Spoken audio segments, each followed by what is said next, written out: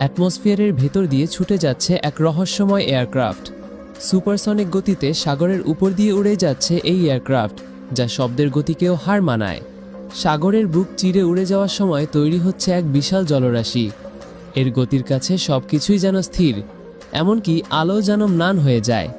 এই এয়ারক্রাফটকে সাধারণ কোনো যুদ্ধবিমান ভাবলে ভুল করবেন। 4.8 ম্যাক্স স্পিডে উড়ে যাওয়া এই এয়ারক্রাফট, যা বুলেটের থেকেও দ্বিগুণ দ্রুত। এটি এতটাই দ্রুত যে এর সামনে অন্য যে কোনো যুদ্ধবিমানকে স্লো মোশন বলে মনে হয়। সীমিত স্পিডে এটি 16 ম্যাক পর্যন্ত পৌঁছাতে পারে, কিন্তু পৃথিবীর কক্ষপথের কাছাকাছি এর গতি বেড়ে দাঁড়ায় 32.91 ম্যাক স্পিড, যা প্রতি সেকেন্ডে 11 কিলোমিটারেরও বেশি। এই অবিশ্বাস্য গতিতে এটি মাত্র 90 মিনিটে পৃথিবীকে একবার চক্কর দিতে পারে।